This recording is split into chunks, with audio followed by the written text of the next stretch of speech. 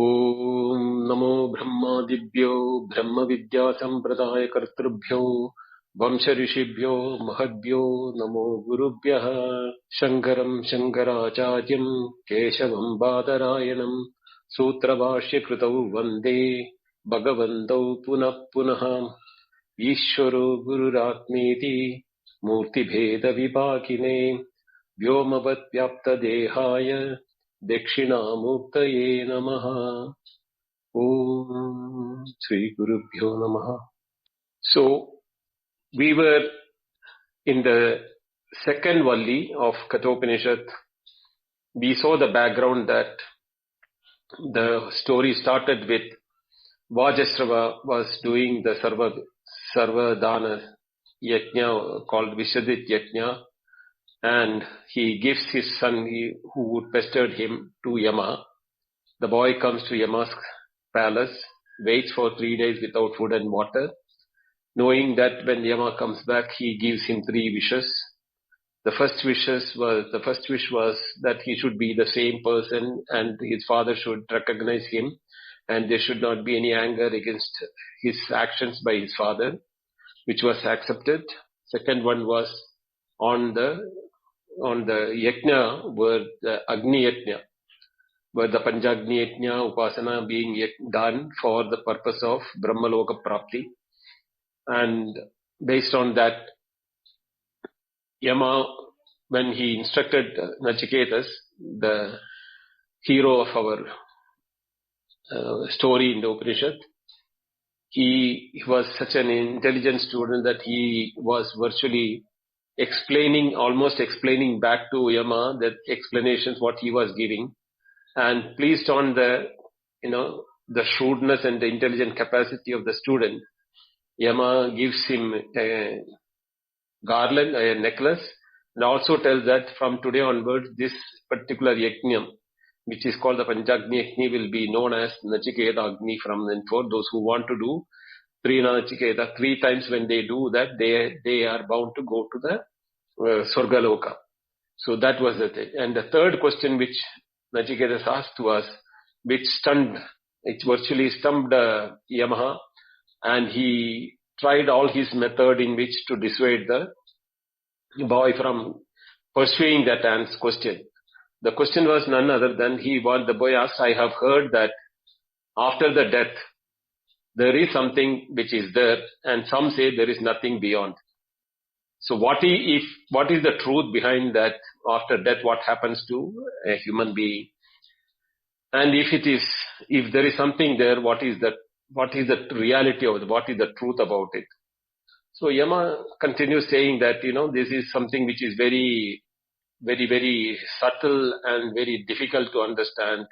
He starts offering him with all the, padavis, all the positions, like even Hiranyagarbha padavi, where he can live as long as he wants without becoming old. His senses will be perfectly in shape till he decides to leave his body. And, all the celestials and enjoyments of the Surgaloka, everything was offered to Nachiketa. And Nachiketa, with a stroke of hand, says that you keep it all for yourself. I am not interested in that. I want to know what is the truth of what happens when somebody dies. So, persisted by Nachiketas, Yama starts, testing the boy with, praising him that you are an intelligent boy, all those type of things. Then, as a reciprocal thing, Nachiketa also tells, I know that only a person who knows about death can teach all those things. So there is no other teacher better than you, who is established in the truth, can teach me. So there was a dialogue between them. And Yama understood this boy is not going to go back without getting this no. So in the last class, the last mantra which we took was Sarva Veda Yat Padam Amananti Tapasamsi Varnani Cha Yat Padanti Yad Ichhando Brahmacharyam Charanti Tatte Padam Sangrahena Bravimi Om Ityetat. O Nachiketa, all those status, all that position which every Veda, whatever Veda is there, it is talking about that. And all those do Sarvani Tapamsi, all those do the tapas, they are also talking about it. Yet Padam Ichandi Brahmacharyam Charandi. All the people who austerity people do, Brahmacharyam is in desire of that Padam, that state, which Sangrahena Bravimi, I am telling you in concise form, and it is Om. Now, this Om is the one word answer given by Brahma in the last thing. From this next mantra onwards, for the next 10 mantras, he is virtually giving a synopsis of what Brahma is. He is not getting into the details of it. He is giving answers or indication. Now, for example, suppose if we want to go to a religious place like Vaishno Devi or Kedarnath, one place, the person who has gone there, he can give a description of how the temple looks and with all indicative thing. But you don't have that feeling of having seen that experience. In these next 10 slokas, it is something very similar. Yama is giving the all indicative lakshanas, that is what you call lakshana vritti, or the signs what that state may be or may look like or what that state can be. But then he doesn't get into the details of it until he go to the next chapter, that's Vidyavalli onwards, he will get into the details where what is Ishvara, Jiva, etc., etc. But for that time being, he is giving all indications, which itself is very difficult for ordinary intelligence to grasp it and understand it. But however much we can grasp it, we will go through that and we will try to understand that. So he said Om. Now he is referring to the Om in the next mantra. Edadeva aksharam brahma edadeva aksharam param. Edadeva aksharam jnatva yoyat ichchati tasya tat. Etat, this Om or this Brahma which I told you, this aksharam or this word which I told you, is indeed Eva Brahma. That is what is called Brahman. Brahma is, see, Brahma, the word is used in two ways. When you say Brahma with a long akara, a in the end, it pertains to the Trimurti, Brahma, Vishnu, Shiva. But when we say Brahma with a short a, it is indicating the Brahman, which is that the Napumsakalinga Brahman, and when in the Pradama Eva Vibhakti, it is known as Brahma. So, Evat Etat, this Om, Eva Aksharam, is indeed Aksharam. Now, the Aksharam has got two meanings. One is what is called that which doesn't have Ksharam or Kshayam or decay. And same is the case with vowels or the words which we pronounce the Shabdam. Shabdam is also known as Aksharam Nityam as per the Mimamsaka and Advaitin and the Shastra. Because the sound, what we hear, has got four forms. Para, Madhyama, Vaikhari, Pashyanti Vaikhari. Para, Pashyanti, Madhyama, Vaikhari. These are the forms. The Para form of sound is that which is the harmonious sound of the universe. It cannot be heard with the sense organs. But when an intention from the nature happens for, making itself part of the availability of the sense organ of the sound and speech, both are connected with that, then comes the Pashyanti. That is the time when the intent to utter the sound comes. Then when the Pashyanti, when it acts in the body with the desire of with the Vakta Ichcha or the Atma Mana Samyoga, when it happens in the body, then it is known as the Madhyama, where the sound is in the form of a idea in the mind of the person who is going to speak. And when it travels through the lungs, through the throat, mouth, and up the lips, and when it is uttered as a sound, it is called Vaikari. So these are the four forms of the sound. So when we are talking about Om is also used for an Upasana practice in the sense that there is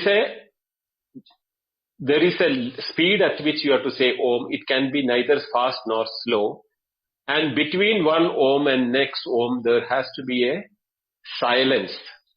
Now the silence is also a part of the Om sound, which represents the para or the harmony of the nature or the universe in the sense that. So when we are saying Om and moving into the silence, when the voice comes down and it merges with the silence, that sound is absorbed by the universe as per the Shastra. And when we start again, the same which was absorbed by the universe gives us the energy to utter the next word by the form of all the cosmic powers come together in making us to chant the word again with the intent to hear that again for them. This is how the Shastra says.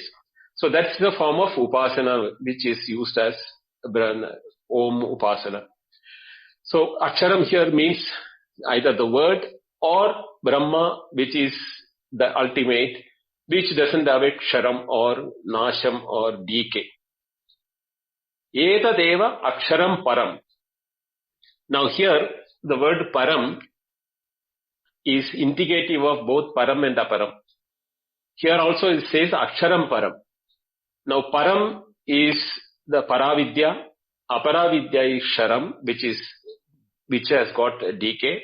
So when we say Aksharam Param, it is that knowledge which can never go once known. That Param Vidya or Yatnyatva Sarvamidam Vitnyadam Bhavati, knowing which everything becomes known, or Yadgatva Nanivartande Tadhama Paramam Mama in the Bhagavad Gita. It's all indicating that once we know what is the reality of existence or our own reality, it can never leave us because that is what we are. So when we can never be without that. Today, due to ignorance, avidya, and misunderstanding of what we are identifying with the body and the objects or the mind and the thoughts, etc. But the knowledge of that real nature, once it is known, it becomes Aksharam Param, by which it doesn't go ever. Edadeva Aksharam Jnatva, once having known that Aksharam as Aksharam, Etad Om is Aksharam, Yo Yad Ichandi Tasya Tat. Now here the word is, Ichandi is one desires. Whatever one desires, that he becomes. Tasya Tat. Now this is a very esoterical statement from Brahman. When you have become everything, or when you know that you are everything, what can be your desire? There will not be any desire. No, apta kamasya kaspriha is what one of the Upanishads says. The one who has, who has satisfied with everything, becoming everything. By becoming everything, it is not that he knows everything or he becomes everything. Then how can he have a spriha, means desire? Here also ichchandi. Ichchati means desires. So here yo yat ichchati tasya tat is indicating that here the knowledge and the desire and the known and the subject and the knowing, everything becomes one. That is what the mantra indicates. Even though it may appear in a word, it is very simple and straightforward, but it has got a very, very deep meaning. The first sentence itself, after telling Om, what Yama says is this. Etadeva Aksharam Brahma, this Aksharam itself is Brahman. Etadeva Aksharam Param, this is the ultimate Aksharam. Etadeva Aksharam Jnatva, knowing this Aksharam Jnatva, Yo Yad Ichchati Tasyatat, he becomes what he desires. So that is what the literal meaning of that. Then goes to the next mantra. Etat alambanam shreshtam, etat alambanam param, etat alambanam jnatva brahmaloke mahiyate.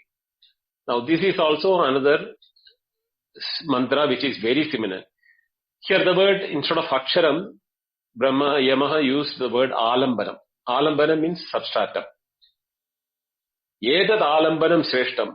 Shreshtam means the superior most.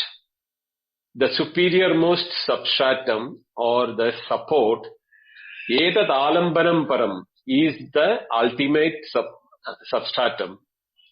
And yet alambanam jnatva, knowing that substratum, what is the substratum for everything, Brahmaloke mahiyate. Now the word Brahmaloke mahiyate is typically translated as Brahmaloka, in word that Brahma is residing and the universe, what is called Brahma, where here Loka means there has got a esoterical meaning like the previous mantra. Brahma eva Loka, Brahma Loka. Because there is nothing outside him. So Brahma eva Loka, he himself, that place where everything is there, that itself becomes the Brahma Loka. So Brahmaloke mahiyate means he rules in that world of Brahmaloka or in that Brahmatjnana. Here loke means lokyate and means seeing or knowing. So Brahmaloka is by Brahmatjnana. Brahmatjnane mahiyate, the meaning you can take. Now the alambanam is the substratum which is being told. Shreshtam, superior, because there is nothing superior than that. Param, there is nothing, more which you can consider that is ultimate. Etat alambanam jnatva, by knowing. See, the word in the previous mantra and here, it is very indicative that jnanameva, my karanam for ichhati and tasya tat, when he becomes the desire, it is the knowledge which makes him that what he is desiring. Here also, it is a jnatva, by knowing itself, he becomes what? The Brahmatjnana, and in that he relishes himself, or he is immersed in that knowledge itself. So these are the two mantras which is, in some commentators say, these two mantras are mainly for upasana, or those who want to do Omkara upasana. These are the two mantras which they should use for their preparation for Om, and then concentrate on Om, and that is the way in which the upasana is being prescribed, is being told by some of the commentators. But Shankaracharya has got a different take. He says Jnatva doesn't talk about upasana, it is talking about the knowledge itself. So, which makes more sense because both the mantras have got that Yajnatva. So that makes more sense to that. Then we'll go to the third mantra, which is very famous mantra. All of us have heard this in Bhagavad Gita also, which is verbatim here. Na jayate mriyate va vipaschit, nayam kutaschit nabhavu akaschit, ajo nityas shashvatoyam purana, na hanyate hanyamane sharire. Ayam vipaschit, na jayate va mriyate, na babuva kutaschit na kaschit. Ayam ajaha nityaha shashvataha puranaha na hanyate hanyamane sharire. Now what does it mean this? Ayam vipaschit. This omniscient one, vipaschit, is indicating of Brahma here again, or the Omkara, what is indicated by the Omkara, or what is called as Brahma in the previous two shlokas. Ayam Brahma, avayam vipaschit, na jayate, it is not born. Va mriyate, nor it is dying. So na jayate, va mriyate. So there is no birth or death for it. Not only that, it is no birth and death, na babuva kutaschit. It has not originated from anywhere. Kutaschit means from anywhere. So as per the, some of the creation thing, It is from the Hiranyagarbha, the world came like that. There is a statement. So here, to remove all that idea, as far as the world is concerned, that is a different issue. But as far as the Om, the Brahma is concerned, it is never has originated from anywhere. Na babuva kutaschit. Na kaschit also. Not by anything. It is not that it is created by anything. From, like how a potter makes a pot or things like that. It is not created by anybody or anything like that. And therefore, it is ajaha, because it doesn't have birth and death. It is ajaha, means it is the unborn. Nityaha, because it has not come from anywhere, it is not going from anywhere, it is permanently everywhere all the time. Therefore, it is nityaha. Shashwataha is permanent, because it doesn't go also. So Nityaha and Shashwata, even though the meaning, apparent meaning may be the same, one is talking about the time phase when Nitya says.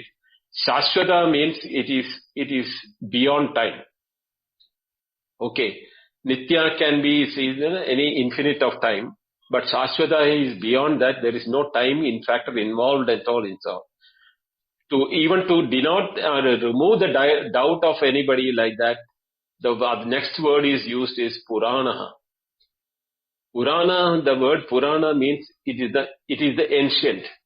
Means it is the first, or the, from where everything has come. So it is the oldest or the ancient most, which, if mind want to think in that form, it is in that form. It is na hanyate, it cannot be held. Even though hanyamane sharire, even though it is exhibiting through the body which can be killed, it per se, even when the body is destroyed, it is not destroyed or it is not killed. So this is what Krishna also tells Arjuna. All those young elders whom you are seeing, they are all not the physical body what you are thinking. Even if you are thinking that you are going to kill them, you are not even going to touch them, because they are not the body. Nanyate hanyamane sharire. So that aspect is what one should understand, that because the reality of the self of everyone is that it is ajaha, nityaha, shashwataha, puranaha. All those things are defining that it doesn't come under the idea of what intelligence can grasp about it. It is all beyond the level of grasping. And what is graspable within the mind, intellect, has got birth, jayate, mriyate, babuva, and all those things. It is born, it is coming from somewhere, it is taking shape, it is viparinamana. There are 6 forms of, modification of that. Asti janma jayate vardate viparinamate apakshiyate nasyate. So there are 6 modifications to the body which is being mentioned in the Sankhya Karika, that what happens to the physical body. So that is also not applicable in this case. That is what he is referring to here. So then we'll go to the next show. Again, it is a continuation of the same sloka, which is also there in the Bhagavad. Hando ched manyate hantum, hatha ched manyate hatam, ubau tau na vijanando, na ayam hanti na hanyate. Again about that, destruction of that, what is that entity which we call as Brahma. Hando ched manyate handum. There are people who are thinking that it can be destroyed, or hantum, it can be killed.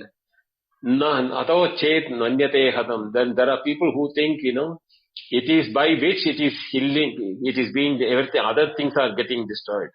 Ubauto na vijanati. Both of them do not know the reality of that Brahma. It is neither the cause for the destruction, nor it is getting destroyed. Na ayam handi na hanyate. Neither it is getting destroyed, nor it is a cause for destruction. So these 2 mantras have to be studied together, because then only that whole meaning can come. What it indicates is that it is that aspect of that Brahma which is we should know, that the reality is beyond conception, and with the mind which that even the appearance that knowledge comes, what we say, is not knowledge of Brahma comes. The Brahma is already there.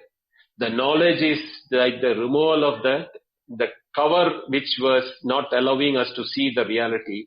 When that is moved, the shine of the light comes forth.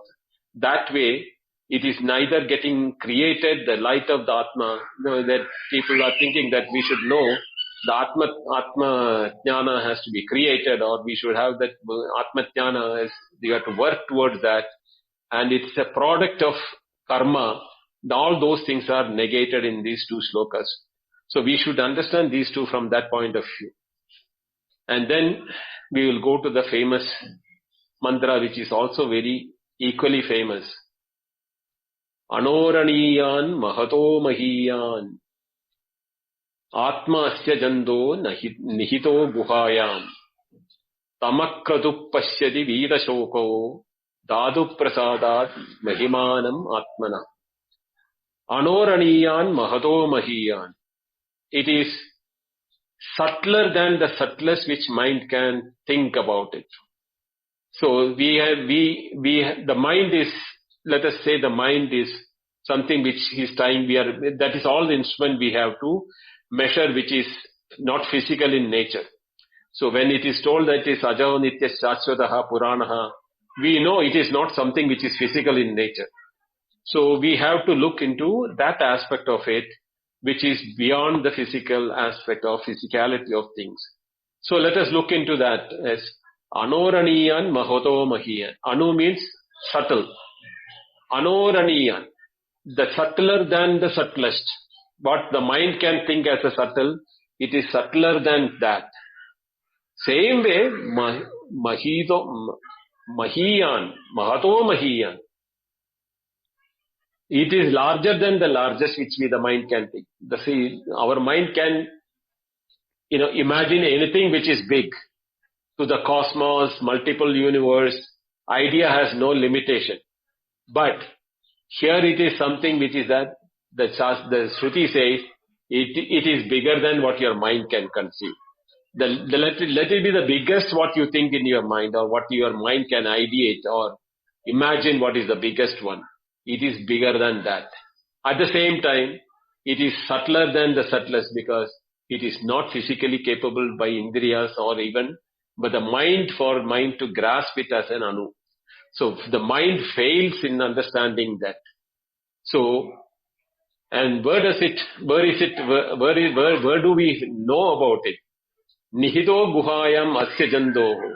A jando here doesn't mean the prani or the life here. Asya jandoho means the one who is inquiring about it. Nihito guhayam, in the cave, on the heart cave of it, the person, it is residing that. It is because of which the mind is working. Therefore, it is there in the mind itself, and the cave of the mind. It is asya jandoho means here this prani or this being which is inquiring about it. It is in the heart of that.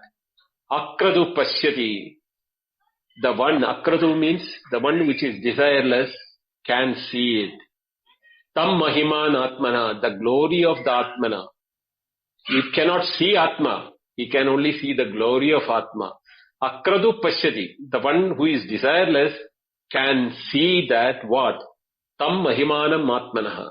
The glory of atma, that the effect of its presence can be seen by the desireless one. Now here it is that importance of the desire comes. Whenever we bring in desire in the mind for even knowing the Atma, for that matter, we are bringing conditions with which the desire comes in.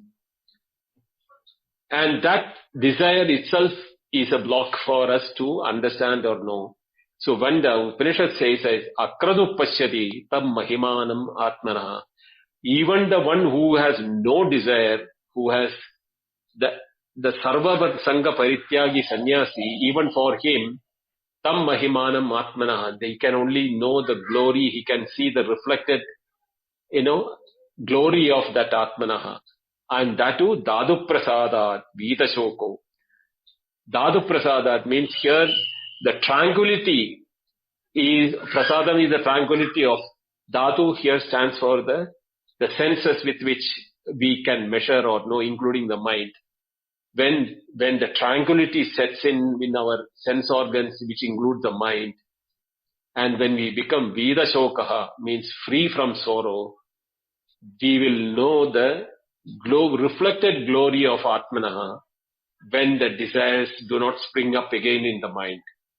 And that is the time when the Anuraniyan, Mahado Mahiyan, Atmanaha, that the glory of that Atma can be reflected and seen in the mind of that one, Asya Jandoho, the one who is inquiring about the real nature of Atma. There it shines the glory of the Atma.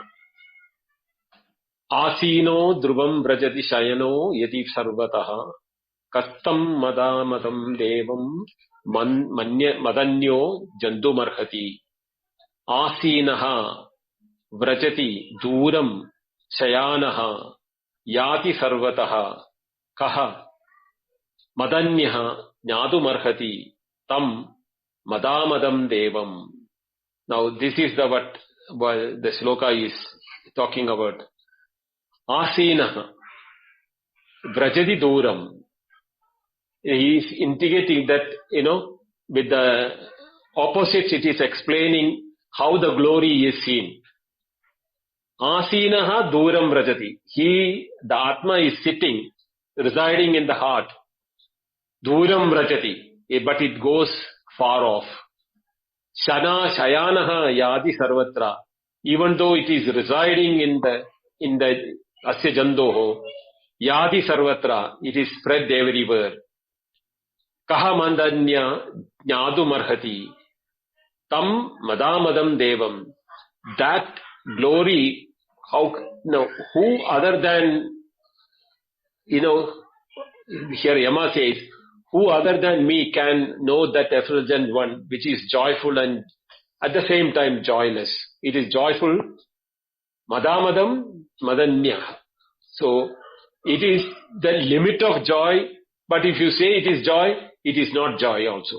So it is joyful at the same time joyless. And that effulgence of that Jnadu Marhati, Tam Devam, that Atma, Aham Jnadu Marhati, Arhasi. So the one who has Kahat Jnadu Marhati, who else can know about him? Yama is asking about to that Nachiketa, who else can know about such a person, such a reality of Deva? Because he has said in the initial mantra that it is the subtlest of the subtle which even Devas cannot understand. So that time Nachiketa has asked the Yama, so you definitely know the truth, that is why you are saying it is the subtlest as the subtle, and even Devas do not know from your thing, that is because you know it. So that is why you are saying now, that is the time when he insisted, no, I don't want anything else other than this. So, Asina Vrajanti Duram Shayan. Asina Vrajanti Duram. Even though it is seated in there, but it moves everywhere. Now, here if you look at it, a very similar mantra is there in the what you call Shvetashvatara Upanishad. Apani pado javano grihita pasyatya chakshus sashrunotya karna saveti vedyam nacha tasya sasti sveta tamahu ragrem purusham mahantam. This is a similar word. Apani pado javano grihita. Pani padam, without the hand and legs, he is catching and he is also traveling. The one which is without leg and hand, he is also grasping and is also traveling. Pasyatya chakshu, he pasyati without chakshu. He can see without the eyes. Sashrunotya karnaha, he doesn't have the ears but he can hear everything. Saveti vedyam nacha tasya asti veta. Neither saveti vedyam, it can be known by, but at the same time nobody knows it fully. Tamahu ragrem purusham mahantam. That is the ultimate Purusha whom we are talking about, is the mantra in the Shvetashvatara Upanishad.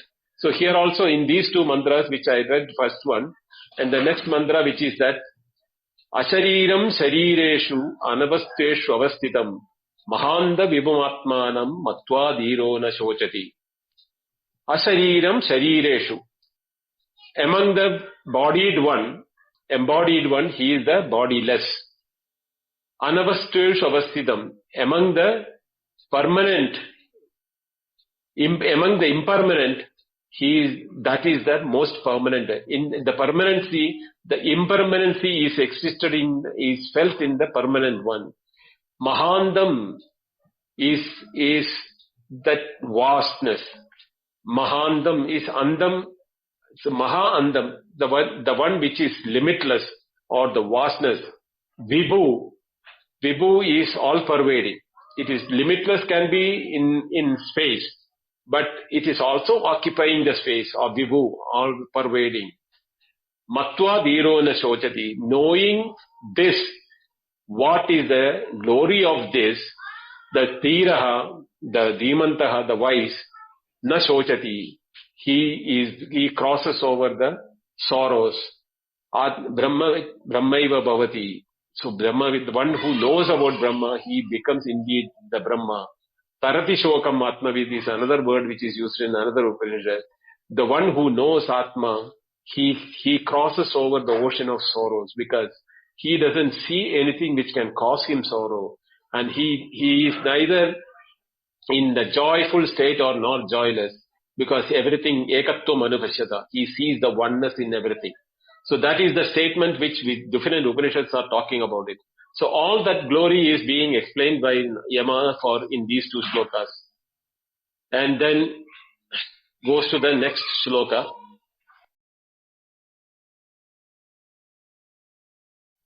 Then Yama is continuing.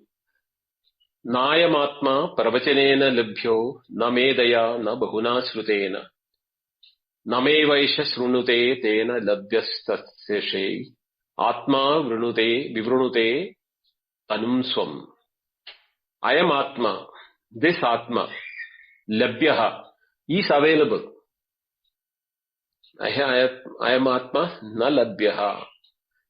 You can use the na labhyaha or you can say labhyaha. It's possible for you to get. But na pravachanena, not by discourses or listening to discourses or attending discourses or conducting discourses. Na medhaya, nor by the intellect. You think that logic can give that and you asking, you look this way, you do analyze this way, all those intellectual logical analysis methods which we are using in the different shrutis. Here Yama is saying, it is neither by the discourses nor by the intellect Atma can be, attained. Na bahuna shrutena.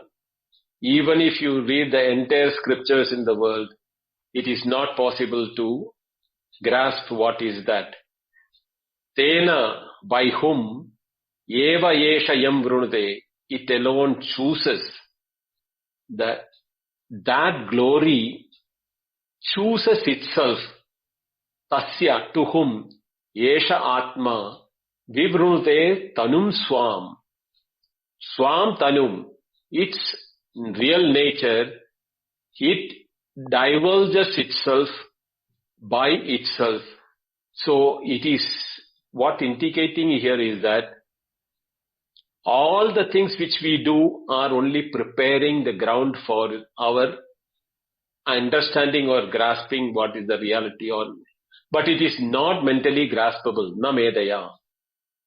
That is why when Yama says that glory shines itself when it feels like shining, it is not when you are ready, when it feels that you are ready for it. You may think you are ready, but it may not shine in you.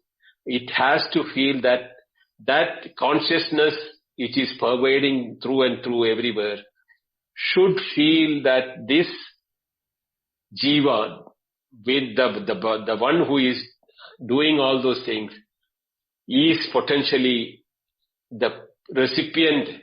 That decision is taken by the Atma, the Brahma, not by the knowledge which we have got hundreds of Shrutis, or by the intellect, or doing the pravachana, or none of them can make you grasp that knowledge.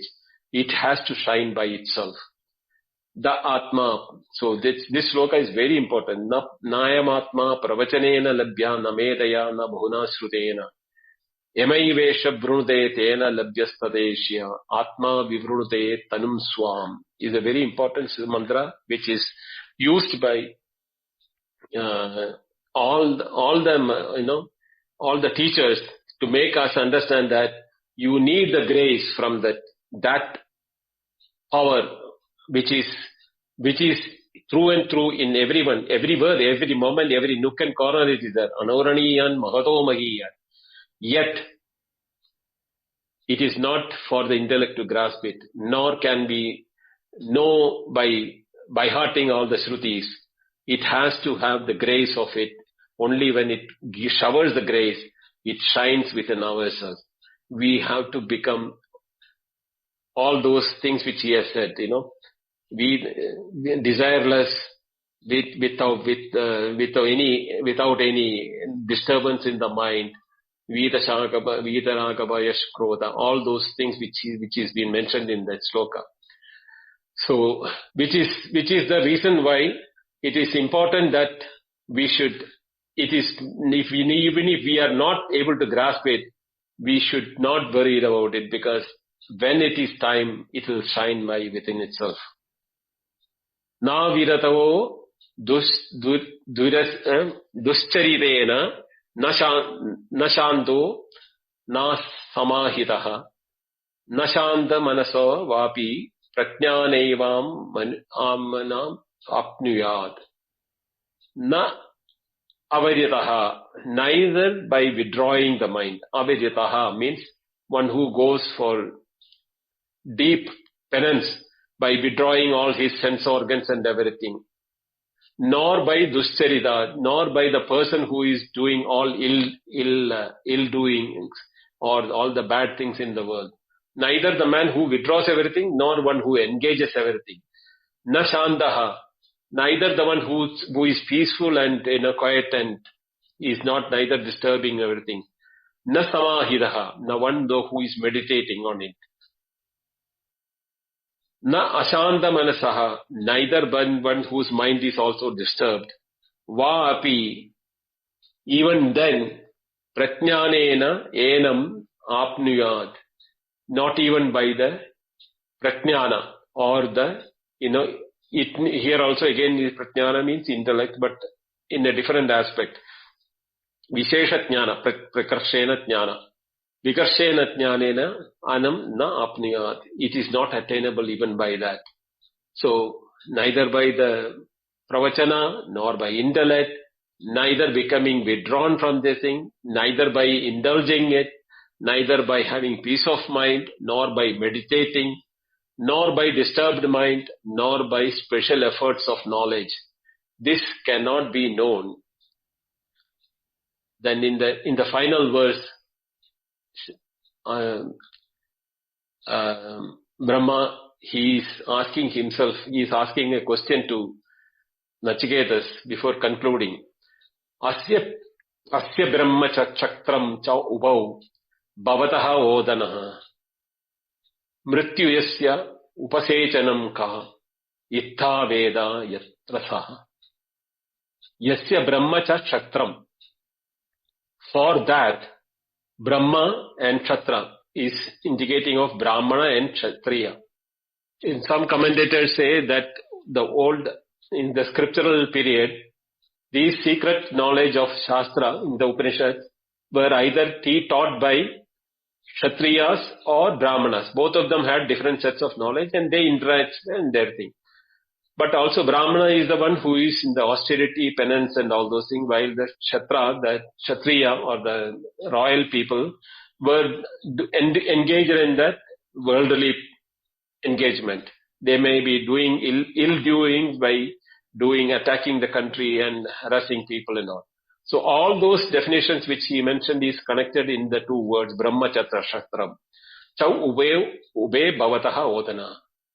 They get consumed by this Brahman, because all the qualities and all the good and bad which we are seeing, where does they disappear?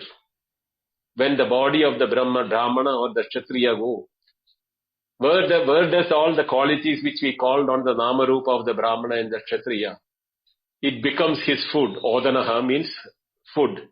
Bhavataha odana means for the Brahma, in the Brahma, they go, and that qualities which we call it as Brahmana and Kshatriya do not exist anymore. Mrityu yasya upasechanam kaha. And for that, dissolving these qualities of the bodies of Brahmana and Kshatriya, when the death plays, because that was the question which asked by Nachiketa in the beginning. We should understand the third question. Some say after death it is there, some say it is not there. Tell me the truth. Here is a statement he is indicating that where all the qualities of the human beings and the whole world dissolve, and it becomes as if it becomes a food for it, and death is the sauce in which it takes the food, or upasejanam actually means a sauce in that which is mixed along with the food to be consumed, because food is dry. So to consume dry food, upasejanam is now used. So he is using that simile here. The qualities of the Brahmana and the Kshatriya, which is encompassing the entire variety of what human beings can do, becomes the food for the Brahma, or in the sense it all dissolves in Brahma when the body is left by those two people, either the good or the enjoying one. Both of them, when they leave the body, in the process of death, that is the sauce the death has become a sauce. It is consumed in Brahma, or it becomes a food for Brahma, means it dissolves in Brahma. It is not known. You can't see that on the dead body anymore. Ka itta veda yatra yasya. Who knows? Who knows? Brahma himself, Yama himself is a king. Who knows? Itta veda yatra. Who knows? Him. Saha. Who knows him in his reality? Who can tell about his real nature? All we can talk about is his glory. Neither word can explain what is that, nor can we physically grasp it, neither by the intellect, nor by the brain, nor by tapas, nor by any of the things. When it feels like having its glory shown to thing, it shines on the person deserving it by mere its own choice, not by our efforts. So karma cannot make you understand what is Brahma. It will shine on the mind which is clear. The mind. So all what we do is only to bring in clarity for our own entity, for to make the window open, let the sunshine come in. Something similar to that only we can say about it. We have to be open to our own these things for this truth to shine within ourselves. With that, we have come to the conclusion of the Dvitiya Valli. And the next one is the third Valli of the first chapter, where Yama continues his explanation about Ishvara and Jiva, which we will do it in the next week. Om Purnamada Purnamidam Purnat Purnamudachyate Purnasya Purnamadaya Purnameva Vasishyate. Om Shanti Shanti Shanti. Hari Om. Shri Gurubhyo Namaha. Hari Om. Dhanyawada.